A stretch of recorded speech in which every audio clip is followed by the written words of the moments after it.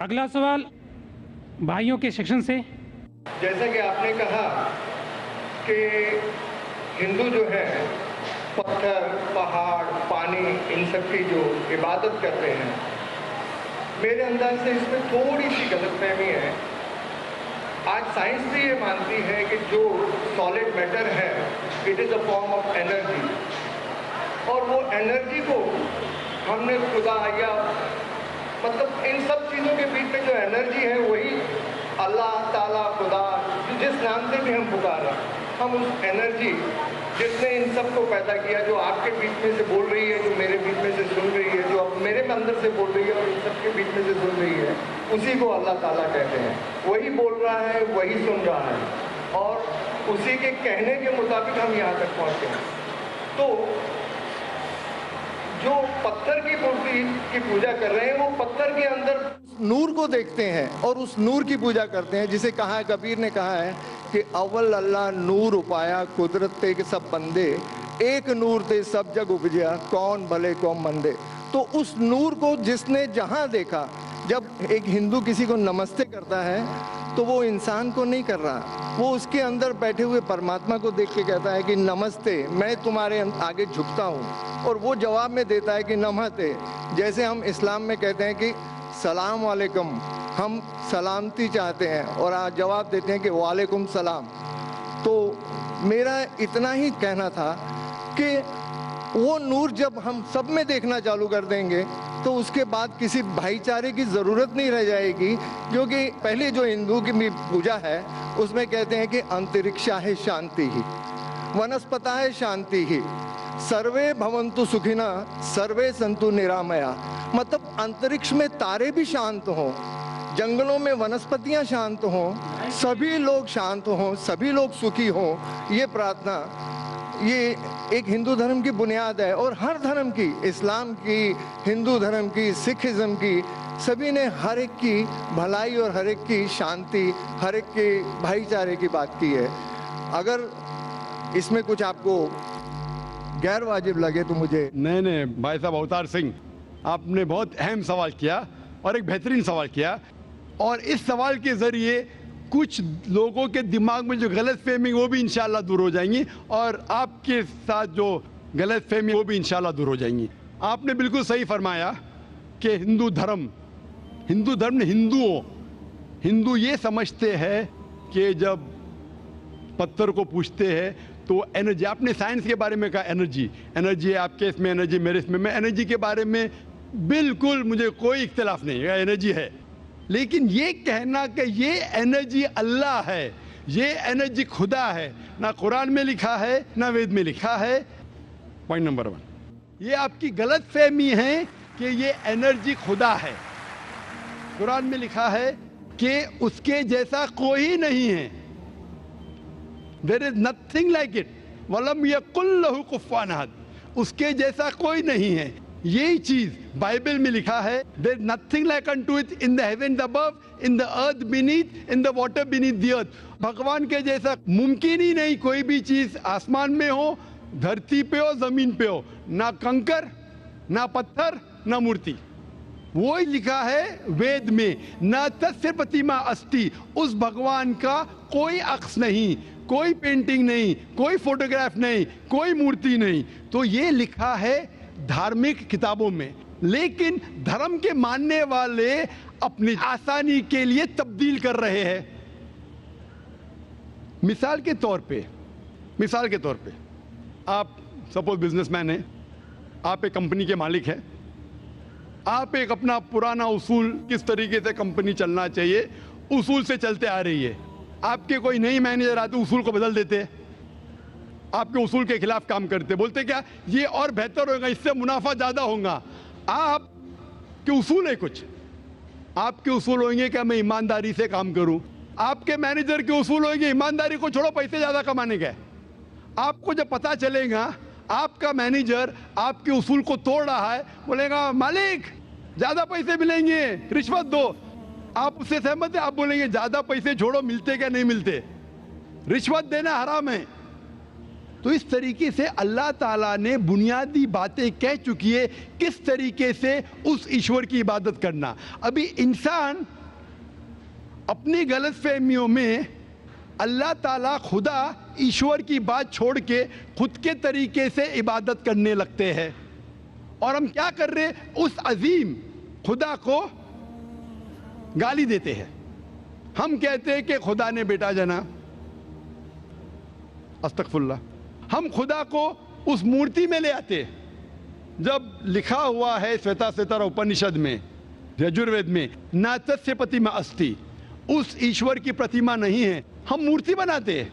मिसाल के तौर पे अगर मैं किसी को मदद करता हूं और अगर वो शख्स मुझे जानता नहीं जाकिर कैसा दिखता है, मिसाल के तौर पे श्रीलंका में मैं एक स्टूडेंट को मदद करता हूं, रोज 10,000 रुपये भेजता हूं, उसको पता नहीं जाकिर कैसा, क्या करता है वो कॉकरोच बनाता है, कॉकरोच, और रोज सुबह को बोलता है जाकिर शुक्रिया। जब मुझे पता चलेगा उसने मुझे कॉकरोच बनाया, क्या मुझे खुशी होगी?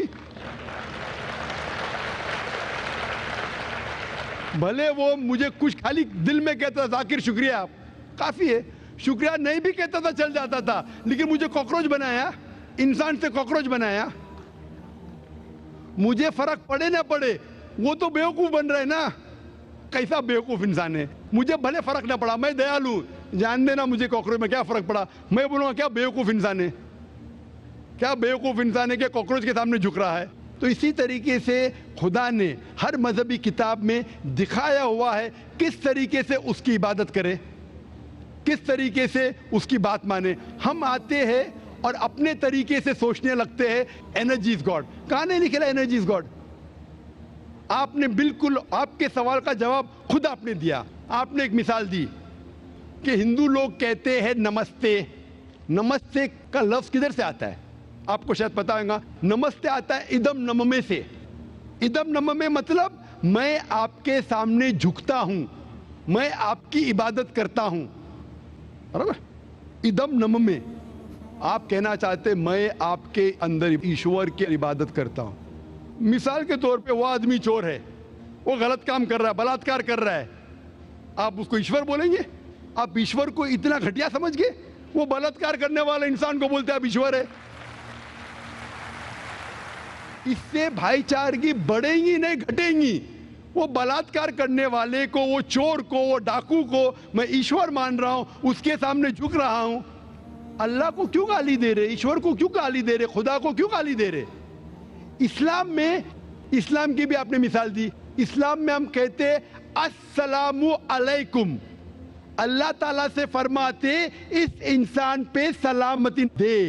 चाहे वो अच्छा इंसान है तो भी सलामती देने की बात अच्छी है, चाहे वो चोर या डाकू हो। मैं बोलूंगा अस्सलामु अलैकुम, मैं कह रहा हूं या अल्लाह, या रब, या खुदा, या ईश्वर, या भगवान, इस डाकू पे रहमत फरमा। कुछ बुरी बात है ना? मैं अल्लाह को गाली दे रहा हूं, उसके लिए दुआ दे रहा हूं कि तू गलत काम छोड़ और सही रास्ते पे आ।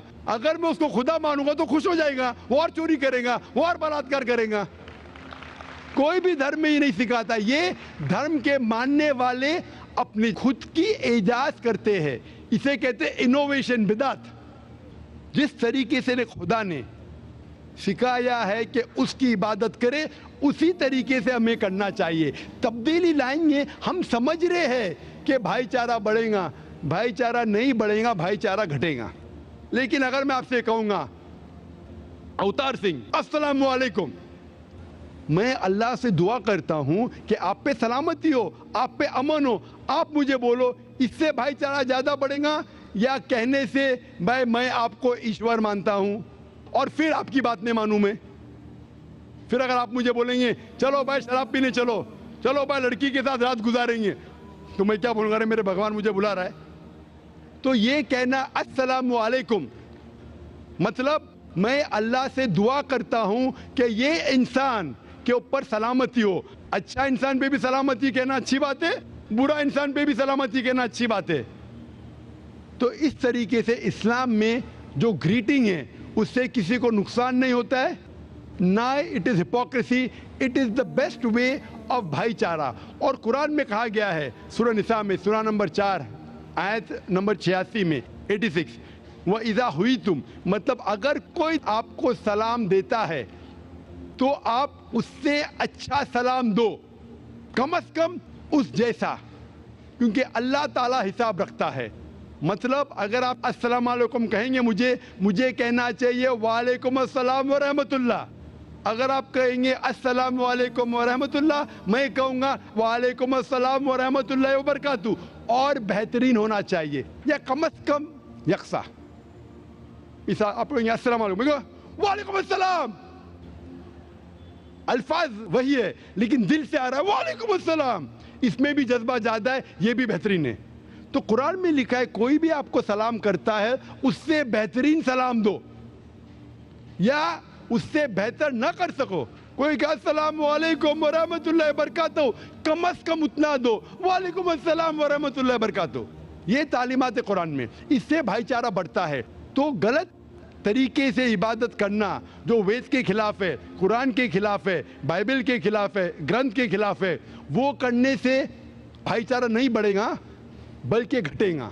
तो इसीलिए हम ये जाने, ईश्वर जो हमारा बनाने वाला है, हमारा खालिक है, वो जानता है कि किस तरीके से उसकी इबादत करना चाहिए, वो बेहतरीन जानता है। मिसाल के तौर पे आपको डॉक्टर कोई दवाई देता है कि ये लाल गोली सुबह को लेना, हरी गोली दोपहर को लेना, आप बोलेंगे छोड़ो हरी लाल, मैं नीली गोली खाऊंगा।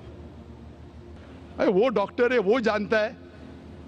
तो इसी तरीके से हमारा खालिक, हमारा मालिक खुदा है, उसकी बात के ऊपर अमल करना। इसीलिए जो इंसान खुदा की बातों पे अमल करता है उसे कहते हैं इस्लाम, मतलब submit, he is called as a Muslim. तो जो कोई अल्लाह के मुताबिक चलता है उसे कहते हैं person who submits his will to God. Hope that answers the question.